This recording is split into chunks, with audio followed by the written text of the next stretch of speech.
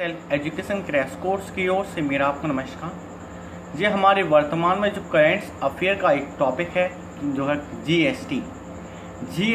What is GST मतलब क्या है, इससे रिलेटेड हर वो क्वेश्चन जो कॉम्पिटिटिव एग्जाम में पूछ लिए जाते हैं पूछे जाएंगे।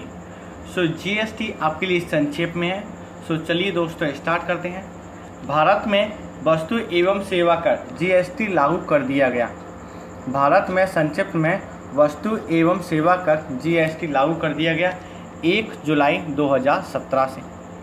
भारत में जीएसटी लागू करने का सुझाव दिया था।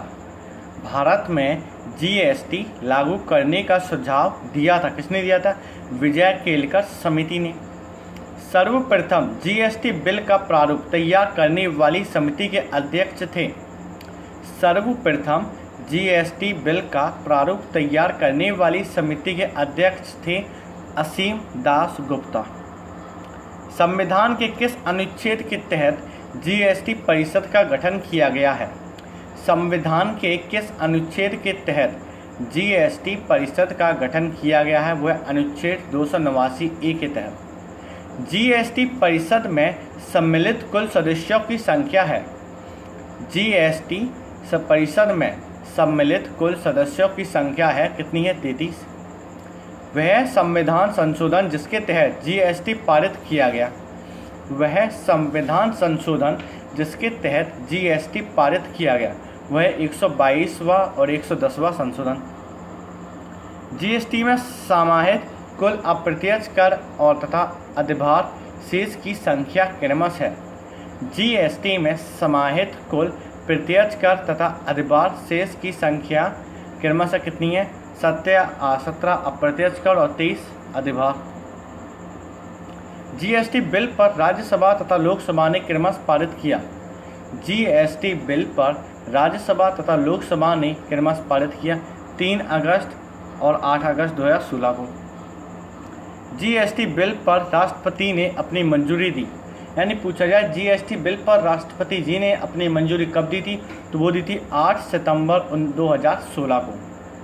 जीएसटी बिल को सर्वप्रथम पारित करने वाला राज्य है।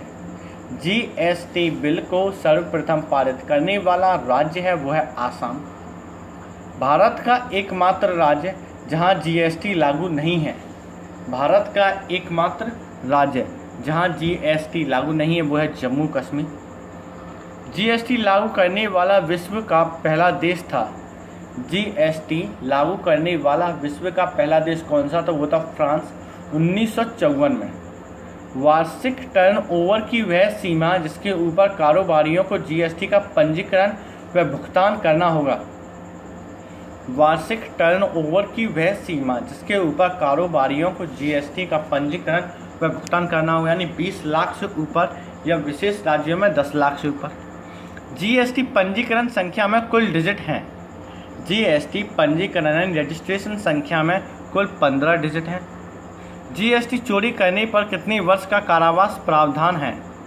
जीएसटी की चोरी करने पर 5 वर्ष का कारावास का प्रावधान है, यानी जेल भी हो सकती है आपको। राज्यों को जीएसटी से होने वाले नुकसान का कितने वर्षों तक केंद्र 100% भरपाई करेगा? राज्यों को जीएसटी से होने वाले नुकसान को कितने वर्षों तक केंद्र 100% भरपाई करेगा? वो है 5 वर्ष तक।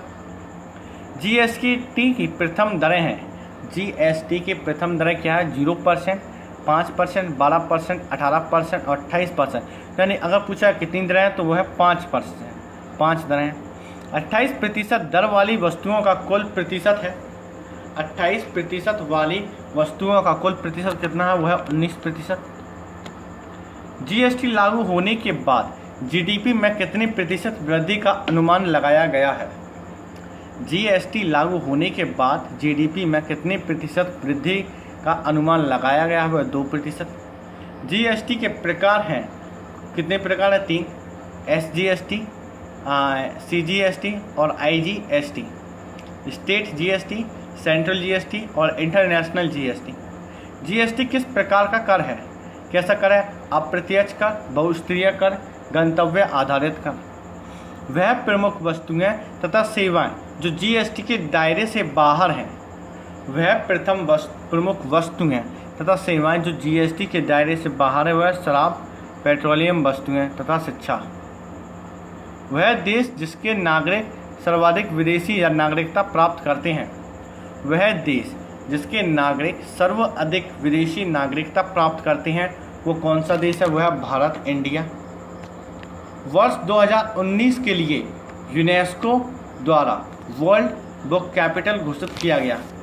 2019 के लिए यूनेस्को द्वारा वर्ल्ड बुक कैपिटल घोषित किया गया वह शारजाह, संयुक्त अरब अमीरात। भारत के नए मुख्य चुनाव आयुक्त बनाए गए हैं। भारत के नए मुख्य चुनाव आयुक्त बनाए गए हैं। कौन है? अचल कुमार ज्योति को। अब्दुल कलाम प्रौद्योगिकी विश्वविद्यालय स्थित है। अब्दुल कलाम प्रौद्योगिकी विश्वविद्यालय स्थित है कहाँ है? लखनऊ में। देश का प्रथम भारतीय कौशल संस्थान स्थापित किया गया है। देश का प्रथम भारतीय कौशल संस्थान स्थापित किया गया है वो है कानपुर में। प्रधानमंत्री कौशल विकास योजना प्रारंभ किया गया। प्रधानमंत्री कौशल विकास योजना प्रारंभ की गई थी 15 जुलाई 2015 को। हाल के डोंग लोंग डोकाला विवाद का संबंध है। हाल के डोंग लोंग डोकाला विवाद का संबंध है किससे है? भारत, चीन और भूटान से। My life in public service किसकी रचना है? My life in public service किसकी रचना है? YVDD यानी पूर्व RBI गवर्नर की। सो फ्रेंड्स, आपको ये ट्यूटोरियल कैसा लगा? अपनी राय दें हमें कमेंट्स के जरिए। And please like the video, share the video and subscribe the channel. अगर आप हमारे चैनल को सपोर्ट करना चाहते हैं तो आप पेटीएम, भीम एंड UPI के थ्रू आप हमारे चैनल को सपोर्ट भी कर सकते हैं। एंड इससे रिलेटेड इन्फॉर्मेशन आपको डिस्क्रिप्शन में दी हुई है। सो फ्रेंड्स, जय हिंद।